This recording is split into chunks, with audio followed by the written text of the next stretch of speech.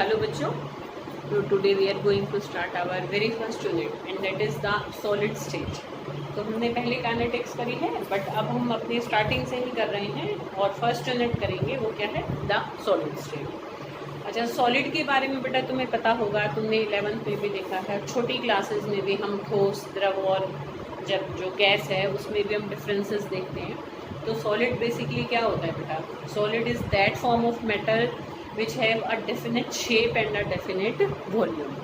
कि भाई जिसका एक निश्चित आकार होता है और निश्चित जिसका आयतन होता है, ठीक है.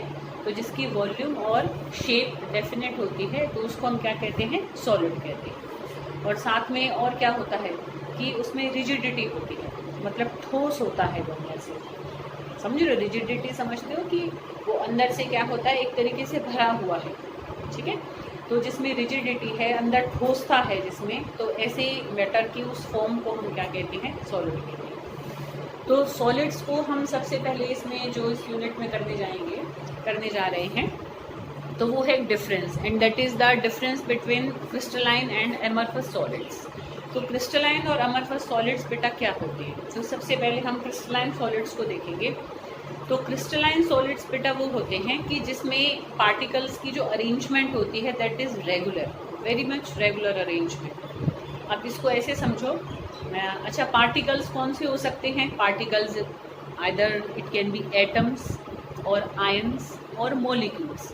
तो कोई भी सॉलिड एटम से मिलकर भी बन सकता है, आयन से मिलकर बन सकता है और मॉलिक्यूल से भी मिलकर बन सकता है, ठीक है. तो हम एक कॉमन वर्ड यूज़ करेंगे दैट इज़ पार्टिकल्स, ठीक है.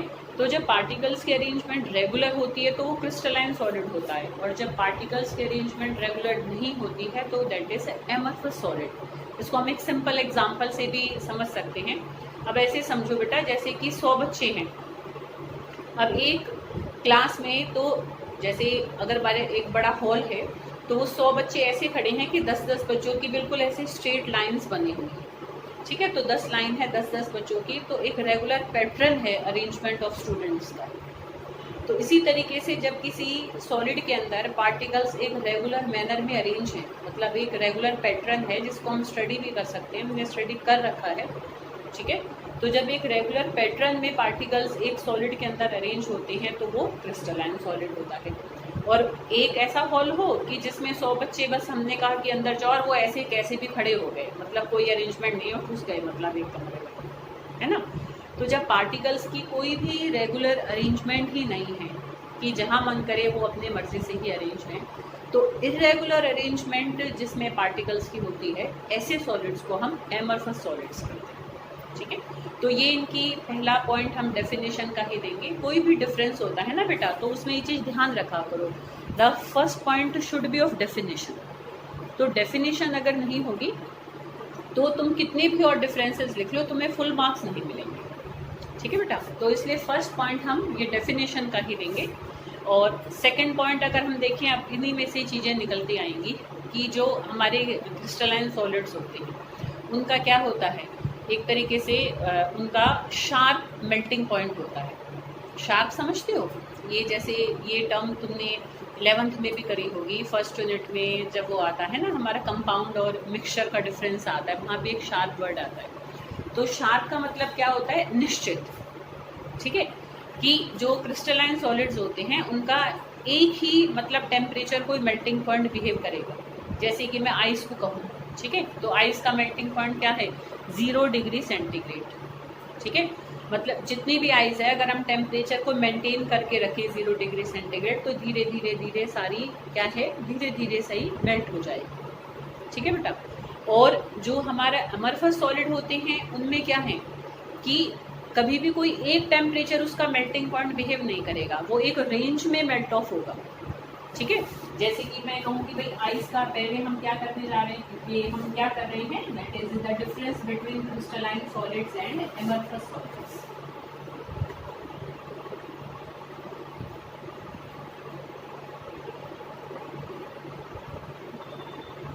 ठीक है. तो फर्स्ट पॉइंट हमने इनका किसका देखा? डेफिनेशन का देखा,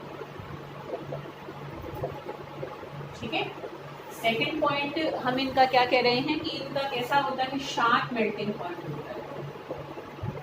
और हम इसका ऐसे भी कह सकते हैं कि भाई दे do not have sharp melting point, या ऐसे भी कह सकते हैं कि they have melting point in a range. ठीक है, रेंज समझते हो? जैसे कि मैंने यहाँ आइस का बताया, तो आइस का जैसे मेल्टिंग पॉइंट मैं कहूँ कि भाई 273 केल्विन है या 0 डिग्री सेंटीग्रेड है। अब एमरफस सॉलिड है, कोई मान लो जैसे कोई प्लास्टिक का पीस है, ठीक है ना, तो उसका मैं क्या कहूँ कि भाई जैसे कि भाई मान लो 400 से लेकर और मान लो मैं कहूँ कि भाई 450 केल्विन तक एक छोटा सा भी पीस है, तो मतलब कोई एक टेम्परेचर अगर मेंटेन करके अगर मैंने 400 रखा तो सारा नहीं मेल्ट होगा, थोड़ा थोड़ा हमें और बढ़ाना पड़ेगा। समझ लो? अच्छा, ऐसे क्यों हुआ? क्योंकि देखो क्रिस्टलाइन सॉलिड में पार्टिकल्स की अरेंजमेंट कैसी है? रेगुलर है, तो सारी बॉन्ड्स की स्ट्रेंथ भी क्या है? एक जैसी है। तो जब सारी एक तरीके से एक जैसी ताकत की ही बॉन्ड है, तो सबको एक जैसी एनर्जी भी चाहिए टूटने के लिए, ठीक है ना। तो भाई इतना एक तरीके से टेम्परेचर उनके लिए सफिशिएंट है उस बॉन्ड को टूटने के लिए। तो जैसे जैसे हर बॉन्ड को उतना मिलता जाएगा वो धीरे धीरे टूटती चली जाएगी, ठीक है। तो एक ही टेम्परेचर क्या है, उसको धीरे धीरे सारा पिघलाने का काम कर देगा। पर क्योंकि एमरफस सॉलिड में इरेगुलर अरेंजमेंट है, तो कोई कहीं बॉन्डिंग स्ट्रॉन्ग भी है, कहीं बॉन्डिंग वीक भी है, तो कहीं स्ट्रेंथ ज़्यादा है, कहीं स्ट्रेंथ कम है। तो जहाँ कम है तो कम टेम्परेचर पर ही एटम, मॉलिक्यूल या आयंस दूर दूर हो जाएंगे, और जहाँ पर स्ट्रेंथ ज़्यादा है उनको ज़्यादा टेम्परेचर चाहिएगा दूर दूर होने के लिए, ठीक है। तो क्योंकि सारी बॉन्ड एक जैसी नहीं है, तो कोई एक टेम्परेचर की वैल्यू वहाँ मेल्टिंग पॉइंट नहीं बिहेव करेगी। और यहाँ क्योंकि सारी बॉन्ड्स एक जैसी स्ट्रेंथ की हैं, तो कोई एक टेम्परेचर की वैल्यू भी क्या कर जाएगी, उसका मेल्टिंग पॉइंट बिहेव कर जाएगी, because all bonds are of equal strength. समझ रहे हो बेटा बात को? तो इसलिए ये थोड़ा बस मैंने एक्सप्लेन किया उस पॉइंट को क्लियर करने के लिए। बट जस्ट जब तुम डिफरेंस लिखोगे तो तुम्हें एक एक ही लाइन लिखनी है कि they have sharp melting point and they do not have sharp melting point, ठीक है। इसी से रिलेटेड एक और टर्म आ जाती है कि they have definite heat of fusion, ठीक है। वो क्या है?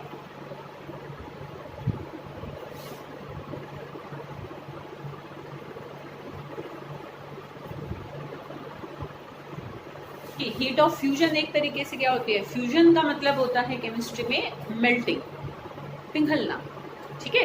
कि जब कोई सॉलिड से लिक्विड में आता है तो एक तरीके से क्या हो रहा है, उसका फ्यूजन हो रहा है, ठीक है बेटा।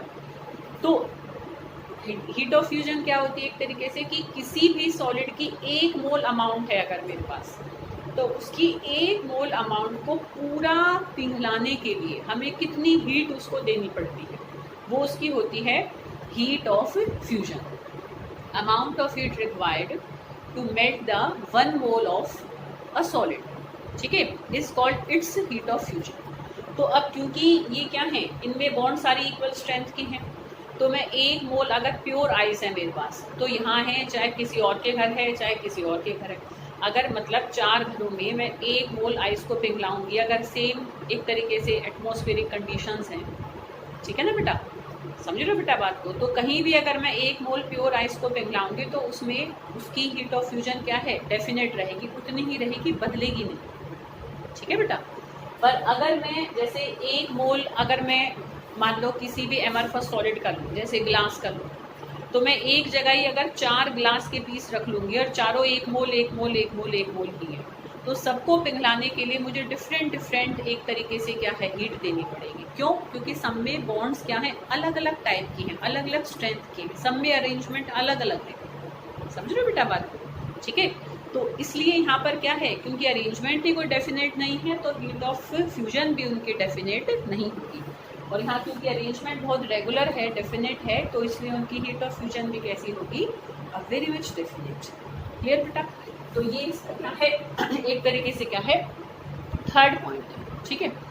अच्छा, और हम इनका एक तरीके से पॉइंट ऑफ डिफरेंसेस देखें तो they have short as well as long range order. इसका क्या मतलब है, short and long range order, मतलब जो एक पूरा क्रिस्टलाइन सॉलिड है तो उसमें छोटे छोटे हिस्सों में भी हमें रेगुलर अरेंजमेंट मिलेगी, और एक पूरे मतलब थ्रू आउट द सॉलिड एक बड़े हिस्से में भी हमें रेगुलर अरेंजमेंट मिलेगी।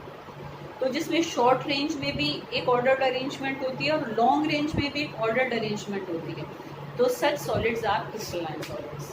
और एमरफस सॉलिड्स में क्या है कि कई बार हमें छोटे छोटे कहीं कहीं तो हमें रेगुलरिटी मिल जाती है। जैसे अगर हमने 100 बच्चों को एक जगह ऐसे एक कमरे में भर दिया, तब भी कुछ बच्चे थोड़ा सा लाइन में खड़े हो जाते हैं, कहीं कहीं कुछ फिर ऐसे खड़े होते हैं।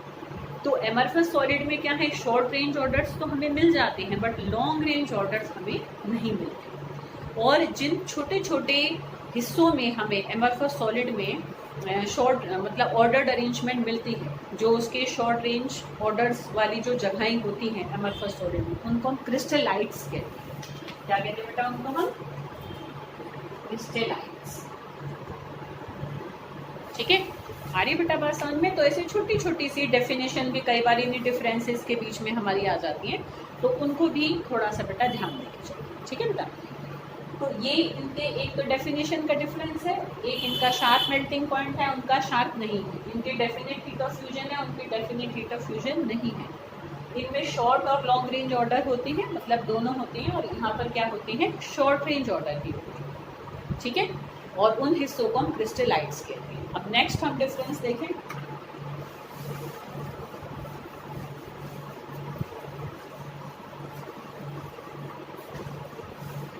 तो नेक्स्ट इसमें जो डिफरेंस है वो है that they give clean cleavage.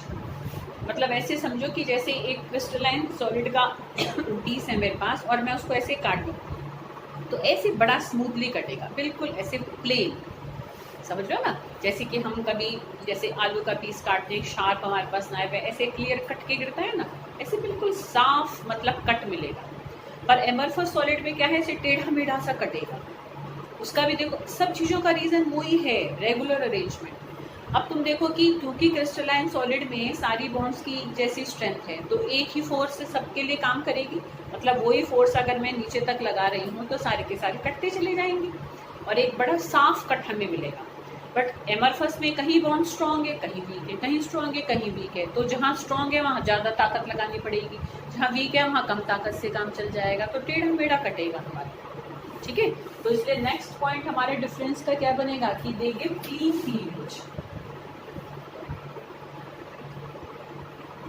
और वहां पर हम क्या लिखेंगे, they give a irregular cut, या they do not give clean cleavage. ऐसे थोड़ा याद करने में आसानी हो जाती है। ठीक है बेटा, तो ये हमारा एक और पॉइंट है। अच्छा, एक और हम एक पॉइंट देखेंगे कि वो हम कई बार लिखने में छोटा ही लगते हैं, थोड़ा सा उसको हम समझ लेंगे अच्छे से कि एक क्या होता है कि दे आर अनआइसोट्रोपिक। इसका क्या मतलब है? They are anisotropic. ऐसे अनआइसोट्रोपी और आइसोट्रोपी एक फिनोमेना होता है, मतलब एक फिनोमेनन होता है आइसोट्रोपी और एक फिनोमेनन होता है अनआइसोट्रोपी। तो कई बार उनकी भी अलग से डेफिनेशंस आ जाती हैं, तो वो मैंने इसी में ही नोट्स में लिखी हुई हैं, तो तुम वहाँ से भी देख सकते हो। ठीक है, तो समझा रही हूँ मैं। देखो, तो ये अनआइसोट्रोपिक होते हैं और ये आइसोट्रोपिक होते हैं। तो डिफरेंस में तो बस तुम्हें यही लिखना है, डिफरेंस तो इसी से कंप्लीट हो जाएगा, but you should know what is isotropy and what is anisotropy. तो पहले चलो हम अनआइसोट्रोपी को ही समझ लेते हैं। देखो क्या होता है बेटा, अनआइसोट्रोपी क्या होता है। अच्छा, जैसे मैं क्रिस्टलाइन सॉलिड बनाती हूँ कि भाई मान लो कोई आयनिक सॉलिड है, और देखो उसमें इस तरीके का पैटर्न है, एक रेगुलर पैटर्न है पार्टिकल्स का। भाई देखो इस तरीके से अरेंज, ये एक टाइप का है, ये दूसरे टाइप का है, ऐसे ऐसे एक सीधी सीधी लाइन में, और वो एक रेगुलर पैटर्न पे अरेंज, देखो इस तरीके से। ठीक है, अब देखो आइसोट्रोपी समझो क्या होती है, मतलब अनआइसोट्रोपी। अनआइसोट्रोपी क्या होती है बेटा, कि मतलब एक ऐसी प्रॉपर्टी जिसमें हम क्या करते हैं, मतलब एक सॉलिड के अंदर, ठीक है, हम कुछ उसकी फिजिकल प्रॉपर्टीज की जब मेजरमेंट करें, तो अलग अलग डायरेक्शन में चलने पर अगर हमें कुछ फिजिकल प्रॉपर्टीज की वैल्यू भी अलग अलग मिलती है। समझो, जैसे एक फिजिकल प्रॉपर्टी हम उठाएं, थर्मल एक्सपेंशन, मतलब जब हम हीट कर रहे हैं तो सॉलिड कितना एक्सपेंड हो रहा है, हर जगह से बराबर बराबर एक्सपेंड हो रहा है कि कहीं ज़्यादा हो रहा है, कहीं कम हो रहा है। समझ रहे हो? तो एक सॉलिड के अंदर when we move in different direction, जैसे एक तो मैं इस डायरेक्शन में चलूँ और एक मान लो मैं इस डायरेक्शन में चलूँ, ठीक है, तो when we move in different directions अलग अलग डायरेक्शन में चलने पर अगर हमें किसी कुछ फिजिकल प्रॉपर्टीज की वैल्यू भी अगर हमें अलग अलग मिलती है तो उस प्रॉपर्टी को, उस फिनोमेनन को हम अनआइसोट्रोपी कहते हैं। If we get the different values of some physical properties when we move in different directions in a solid, तो that property is anisotropy। और अगर अलग अलग डायरेक्शन में चलने पर हमें प्रॉपर्टी की वैल्यू सेम मिलती है, वो होती है आइसोट्रोपी। अच्छा, अब एमरफस सॉलिड में क्योंकि इर्रेगुलर अरेंजमेंट है, देखो कोई भी कहीं भी पड़ा है, जहां मान करें वहां बैठी हुई, समझ रहे हो? तो एक तरीके से क्या हो जाता है कि जब हम अलग अलग डायरेक्शन में भी चलते हैं तो एवरेज वैल्यू हमें एक तरीके से हर प्रॉपर्टी की क्या मिल जाती है, अलग अलग डायरेक्शन में सेम मिल जाती है, जो फिजिकल प्रॉपर्टीज को हम आइसोट्रोपी और अनआइसोट्रोपी में लेकर चलते हैं, जैसे थर्मल एक्सपेंशन है, रिफ्रैक्टिव इंडेक्स है, ठीक है। तो इस तरीके की जो हमारी कुछ फिजिकल प्रॉपर्टीज हैं, तो अलग अलग डायरेक्शन में चलने पर जब हमें कुछ फिजिकल प्रॉपर्टीज की वैल्यू भी अलग अलग ही मिलती है तो उस प्रॉपर्टी को तो हम अनआइसोट्रोपी कहते हैं, shown by crystalline solids. And if we get the same value of physical properties when we move in different directions in a solid, that phenomenon is isotropy. तो amorphous solids are isotropic in nature, ठीक है बेटा। तो main differences तो ये थे, एक हम ऐसे सिंपल भी कह देते हैं कि भाई दे आर ट्रू सॉलिड्स और they are pseudo solids. Pseudo का मतलब मैंने पहले भी तुम्हें बताया था, जो स्यूडो यूनिमोलिकुलर रिएक्शंस हमने काइनेटिक्स में करे थे। Pseudo means false, common language में झूठा, मतलब है ऐसा, मतलब दिखा ऐसा है पर ऐसा है नहीं, है ना। तो उसके लिए हम स्यूडो वर्ड यूज करते हैं, जैसे फेक पीपल्स होते हैं कुछ, हम एक फेक वर्ड यूज कर देते हैं, तो स्यूडो बेसिकली मीन्स एक तरीके से फेक। तो ये तो ट्रू सॉलिड्स है, मतलब हर मायने में सच्चे ठोस पदार्थ होते हैं। और ये कैसे हैं, इनको हम स्यूडो सॉलिड्स क्यों कहते हैं बेटा, एमरफस सॉलिड्स को?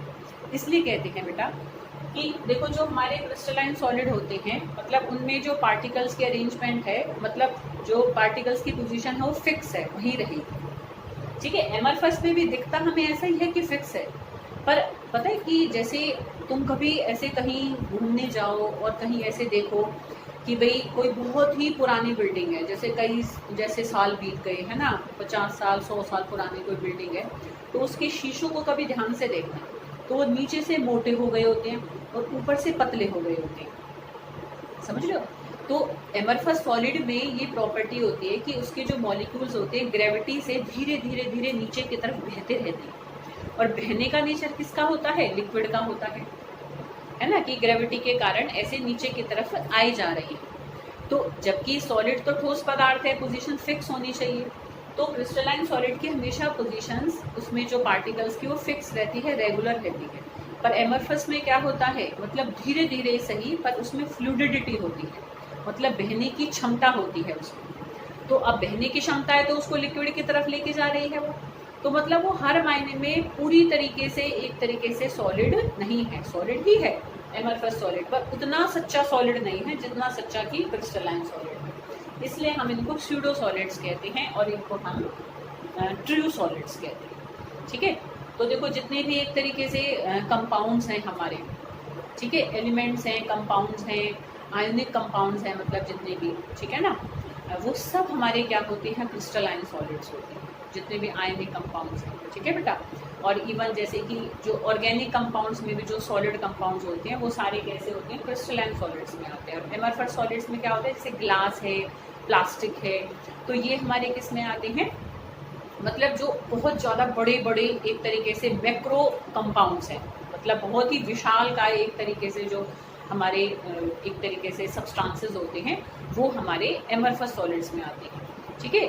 और जो आयनिक कंपाउंड है ऐसे समझो कि जिसका तुम्हें फॉर्मूला पता है ना, जैसे कि अब तुम्हें बेंजीन का फॉर्मूला पता है, सोडियम क्लोराइड का फॉर्मूला पता है, तो जिनके हमें ऐसे फॉर्मूलेस पता है ना, तो वो सब हमारे क्रिस्टलाइन सॉलिड्स में आ जाते हैं, ठीक है। और जो बहुत बड़े बड़े एक तरीके से वाइड बहुत लार्ज कंपाउंड्स हैं वो हमारे एमरफस सॉलिड्स में आते हैं। कई बार डिफरेंस, कई बार एग्जाम्पल बेस्ड क्वेश्चन भी आ जाते हैं, तो तुम उससे क्लियर कर सकते हो। वैसे मैंने काफ़ी एग्जाम्पल्स नोट्स में भी लिखे हुए हैं, तो you can see it from there. तो क्रिस्टलाइन और एमरफस सॉलिड का हमने ये डिफरेंस किया, ठीक है बेटा। अच्छा, इसी से रिलेटेड छोटी सी बात और बता देती हूँ। ऐसे ये जो अभी मैंने बताया था ना, ये क्वेश्चन आ जाता है कि why the window panes of old buildings get thicker at the bottom and thinner at the top. ठीक है, तो इसका भी मैंने ऐसे रीज़न अभी तुम्हें समझा दिया और ये नोट्स में तुम्हें मिल जाएगा। और स्यूडो सॉलिड्स की भी डेफिनेशन कई बार अलग से पूछ देते हैं। तो बेसिकली एमरफस सॉलिड्स ही हमारे क्या होते हैं, स्यूडो सॉलिड्स होते हैं, जिनमें बहने की क्षमता होती है, चाहे धीरे धीरे ही हम नोटिस ना कर सकें जल्दी से, पर अगर होती है तो वो स्यूडो सॉलिड्स होते हैं। And all amorphous solids are pseudo solids. ठीक है। अच्छा, एक और भी होता है कि हम एक तरीके से क्रिस्टलाइन सॉलिड को एमरफस सॉलिड में भी बदल सकते हैं। देखो, जैसे सिलिका होता है, सिलिका हमारा SiO2 होता है, तो इसमें सिलिकॉन और ऑक्सीजन की बड़ी रेगुलर अरेंजमेंट होती है। ध्यान करो, सिलिकेट्स में करा रखा है मैंने तुम्हें इसका स्ट्रक्चर 11th में, 14th जो जिसमें ग्रुप जब हमने किया था P ब्लॉक का सेकंड वाली यूनिट, मतलब P ब्लॉक में जब 13 14 ग्रुप किया था ना हमने, तो 14 ग्रुप में ये सिलिका का स्ट्रक्चर तुम्हें करा रखा है। ठीक है, तो वहाँ तुमने बना रखा है सिलिकॉन और ऑक्सीजन की बड़ी एक रेगुलर अरेंजमेंट होती है। तो सिलिका से ही हम ग्लास बना लेते हैं। तो सिलिका तो क्या है, एक क्रिस्टलाइन सॉलिड है। अब उसको क्या करो कि पिघला दो। पिघला दोगे जब उसको, तो सारे मॉलिक्यूल मतलब एटम सब इधर उधर हो जाएंगे। ठीक है ना, उनको कोई रेगुलर पैटर्न नहीं रहेगा। तो जैसे ही वो एक लिक्विड स्टेट में आया तो पैटर्न बिल्कुल इरेगुलर हो गया। अब उस लिक्विड को एकदम से आइस कोल्ड वाटर में डाल दो। ठीक है, तो वो वहीं की वहीं जम जाएगा। तो एक रेगुलर अरेंजमेंट इरेगुलर अरेंजमेंट में बदल गई, तो एक क्रिस्टलाइन सॉलिड एमरफस सॉलिड में बदल गया। तो हम एक तरीके से by rapid cooling its melt, मतलब पिघली हुई अवस्था को जल्दी से ठंडा कर दो, या बाय फ्रीजिंग इट्स वेपर्स, या मैंने सिलिका को वेपर फॉर्म में बदल दिया और वेपर्स को फ्रीज कर दिया, एकदम से ठंडा एटमोसफेयर दे दिया, वहीं के फ्रीज हो जाएंगे। तो इरेगुलर पैटर्न वहीं के वहीं जब जम जाएगा, तो एक regular pattern get converted into an irregular pattern, so we can convert a crystalline solid into an amorphous solid। ठीक है, तो इस तरीके से हम कर सकते हैं। और अगर उससे दोबारा से क्रिस्टलाइन बनाने हैं तो हम उसको फिर से हीट करें और धीरे धीरे धीरे पिघलाएं, तो वो फिर अपने एक रेगुलर पैटर्न में जमेगा और हम वापस से उससे क्रिस्टलाइन सॉलिड प्राप्त कर सकते हैं। क्लियर?